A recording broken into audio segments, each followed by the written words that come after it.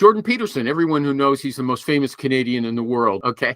He says people who downgrade small talk are just really stupid. They don't understand something really obvious. People are not going to bare their hearts to you the first time they meet you. They're going to test the waters, with something trivial to see how you respond to that before they get a little more serious. I like the way he said it. It was a very short YouTube. Probably the first time I ever agreed with that idiot. When you recruit a candidate, if you can't kind of mesh with them and talk to them about more than just, I'm recruiting you for this job, then you're not going to connect with them. It's a relationship. You're trying to, I get on the phone with these people, and at the end of the conversation, I know how many kids they have, where they went to school, what they're doing this weekend, like what sports they like.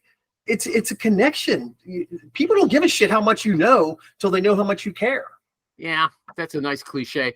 I was just I was talking to this marketing company early this morning, and one of their email lines that they used was, they do three-line emails, and it was max. And one was just like, hey, I noticed you were still in Huntsville, Ohio. Is that they just pick a random local pizza place out? Is that Tutu Italiano place still there or whatever? It was my fave. And you know what? Makes it a great opening line for a quick email. Hey, is this working on this search? I didn't know if something you your buddies could help. I forget the rest of it, but it's a great small talk opener. Like I said, the Food Network has made me more money. I mean, literally. I mean, who's been to whatever Nothing, Ohio, or whatever part of the world you're in? What happens when they find out that you've never been there either, and you're just conning them with Google Maps? I don't say that, number one. Number two, I would say I saw it on Food Network, or I've heard about it, or my friend went there, right? If I did go there, I'm going to say it, but I'm not going to say, oh, I had dinner at the Ocean Grill in Vero Beach, Florida. It was fantastic. Do you go there often, right? If I'm recruiting somebody in Vero, I'm not going to say that unless I actually went there. Gavin said he had 3 candidates go out to a company. The weakest candidate, it turned out, he loved rugby, and so did the hiring manager. So the hiring manager picked him, even though that Gavin really didn't think he was the best for the job.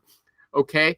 And why was I telling you that story? What were we talking? Oh yeah. I can't remember. Small talk and how that related to him hiring a candidate that maybe wasn't the best on paper, but had the most experience, but he fit in culturally.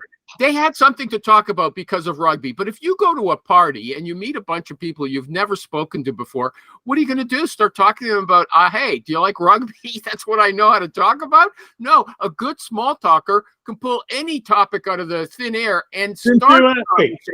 Case in point, I got a guy that's accepted a job Sunday, okay? And him and I were talking, and I sent him pictures of my setup because we were talking about the kind of computer he was going to get. He told me he had 2 monitors and he loves Macs. So I sent him my setup, and he's Google Gaga all over my setup.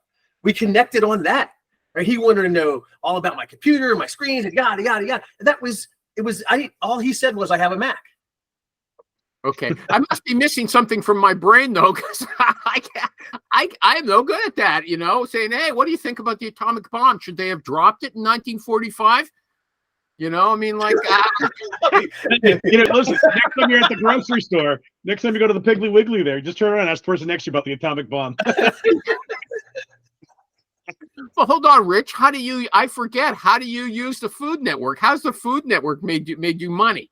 Because like we just said, all these restaurants, you see them on Triple D or whatever, and just all these diners, whatever. And the guys, you're calling a guy outside of Cleveland, and dude, have you ever been to Joe's Taco Truck or whatever? And it's it looks amazing. So you don't have to say you've been there. You say it looks amazing. I've been there. Whatever. I mean, I travel a lot, so I've been to a lot of places. But it's an incredibly great icebreaker. Bitching about your spouse and food, 2 best topics.